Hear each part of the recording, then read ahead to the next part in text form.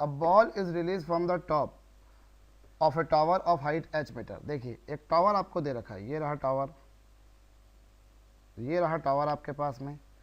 Tower की height कितनी दे रखी है आपको, h। ये टावर है, टावर की हाइट आपको h दे रखी है, ठीक है।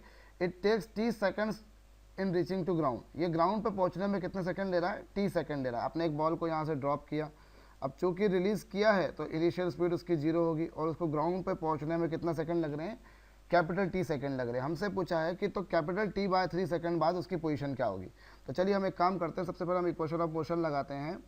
Second equation of motion S equals to U into T plus 1/2 A into T square, ठीक है।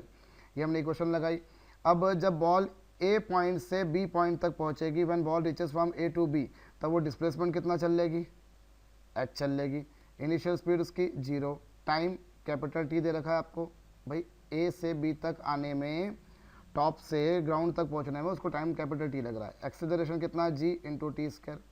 Late it be question first, मान लिया हमने, ठीक है। मैं फिर कह रहा हूँ, देखिए इनिशियल स्पीड उसकी कितनी लेंगे हम, 0, रिलीज किया हमें जो कि बॉल को, तो इनिशियल स्पीड 0, टाइम ए से बी तक पहुंचने में आपको दे रखा है कैपिटल टी सेकंड है, एक्सेलरेशन जी दे रखा है आपको, तो ये इक्वेशन फर्स्ट हो गई। अब सेकंड टाइम क्या हो रहा है, what is the position of the ball in t/3 second. तो t/3 सेकंड में क्या होगा, हमने यहाँ पर ध्यान दीजिए, हमने डाउनवर्ड डायरेक्शन को पॉजिटिव लिया हुआ है, तो हम सेकंड केस में निकालते हैं कि कितना पोजीशन आएगी उसकी। तो मान लिया कि सेकंड केस में उसने डिस्प्लेसमेंट कितना चला, s।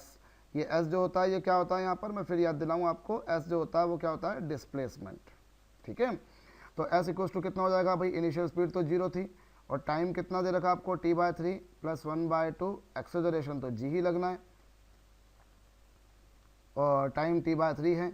इसको इक्वेशन सेकंड नाम दे दिया आपने। अब आप एक काम कीजिए, फर्स्ट इक्वेशन और सेकंड इक्वेशन का आप रेशो निकालिए। आप रेशो निकाल के स्वयं देख सकते हैं। जब आप इसकी वैल्यू निकालेंगे तो s की वैल्यू आएगी h/9, मतलब इन t/3 सेकेंड वो जो डिस्प्लेसमेंट चलेगा वो h/9 चलेगा। मैं फिर आपसे कह रहा हूँ, ये डिस्प्लेसमेंट आया है, देखिए मैंने यहाँ पे लिखा है ये डिस्प्लेसमेंट आया है, तो t/3 सेकेंड में उसका डिस्प्लेसमेंट आ जाएगा h/9, ठीक है। लेकिन आप देखिए चारों ऑप्शंस में जो आपसे पूछा हुआ है वो आपसे ग्राउंड से हाइट पूछी है कि ग्राउंड के रिस्पेक्ट में उसकी पोजीशन क्या है। तो देखिए पहले बॉल यहाँ पर थी, t/3 सेकंड में समवर्ट कहीं यहाँ आ गई, t/3 सेकंड में बॉल सपोज समवर्ट कहीं यहाँ आ गई, और ये डिस्टेंस कितनी दिख रही है आपको, ये डिस्टेंस आपको दिख रही है h/9। तो ये डिस्टेंस आप कैलकुलेट करके देखिए, ये डिस्टेंस अगर आप निकालेंगे, आपसे ग्राउंड से डिस्टेंस पूछी है, तो ग्राउंड से डिस्टेंस जो आ रही है वो कितनी आ रही है, डायग्राम में आप देखिए BC आ रही है, और BC की वैल्यू कितनी आ जाएगी, BC की वैल्यू आ जाएगी आपके पास में कितना, AB minus AC, AB minus AC। और AB की वैल्यू कितनी है, AB की वैल्यू आप देखिए h है, और AC की वैल्यू कितनी है, h/9। तो आप सॉल्व कर लीजिए, इससे आपके पास में टोटल वैल्यू कितनी आ जाएगी इसकी, 2h/9, सॉरी 8h/9 आ जाएगी, ठीक है। ग्राउंड से हाइट अगर आप निकालेंगे तो कितनी आ जाएगी, 8h/9 from the ground, okay.